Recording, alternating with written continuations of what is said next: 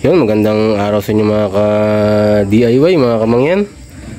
Meron ako ditong ginawang emergency light na pang matagalan to. Testing natin. Yun. Subukan natin siyang patayin itong ilaw namin. Maliwanag.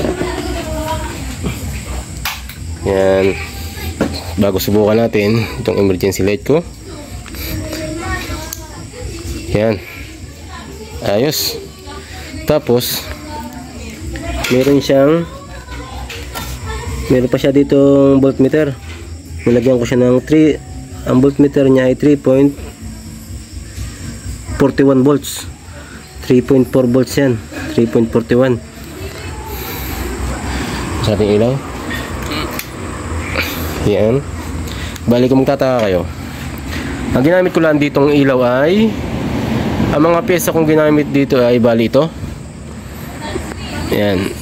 Voltmeter na 3 to 24 volts. Yan. Tapos junction box. Ito junction box. Tapos itong type C na nabibili lang sa Shopee. Sa Shopee ko lang ito binili, type C yan. Kasi bago ang connection niya lang ay yan, positive papunta rin sa pulang battery, negative sa itim.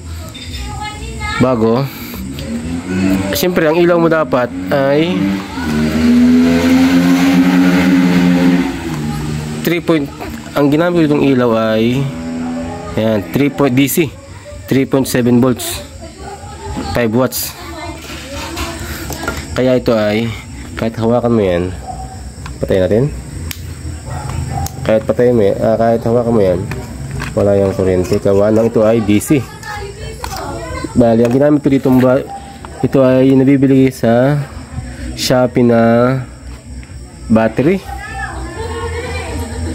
Yung 3 point yan, bali, ang ginamit ko dito ay yung pang Bluetooth speaker, yung Kuko. Yang 3.7 volts 10,000 mAh. Yan ang ginamit ko dyan. Yan. Meron din namang battery na ganito, na yung maliit lang, yung dalawahan. Ito kasi 4 na battery yan. Ito dalawahan lang to. Yan. Bali 3.7 din to. 3.7 volts. Matagal nga lang siyang malobat, gawa ng 4 siya. Ito ganun din, matagal din to. Ano, kinabitan ko na siya ng yan lang connection niya. Yung pula papunta rito sa positive nito, negative sa itim. Bali ang connection niya yan, nilagyan ko ng ilaw dyan, di ba? Bumili ako ng bukilya. Bali ang pyesa mo lang gagamitin dyan ay isa bukilya, 2 junction box, yung type C na nabibili sa Shopee. Magkano to Shopee? 25 pesos lang. 3 voltmeter, 4 battery, 5 yung switch. Yung switch lang na kahit pang ano lang yan, kung mga pang mga motor lang na pang ano, switch lang, kahit ordinary lang. Di ba? Patayin mo. Pag pinatay mo siya, wala din yung voltmeter niya.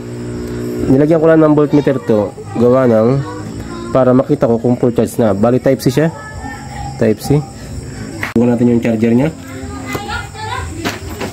Ito yung type C charger. Ayan.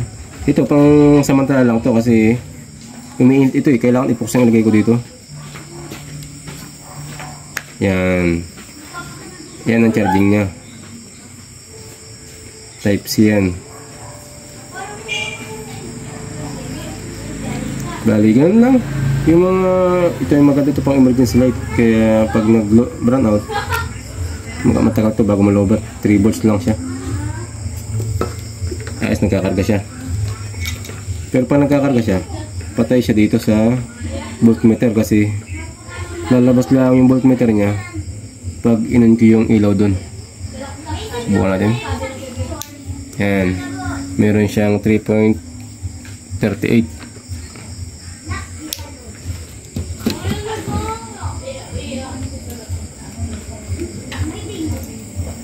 Yun lang mga ka-DIY, mga kamangyan. Nakagawa na naman tayo ng isang emergency light na gamit ang battery ng Bluetooth speaker. Tapos 3.7 volts na ilaw, 3.7 na battery. Kaya ito ang resulta.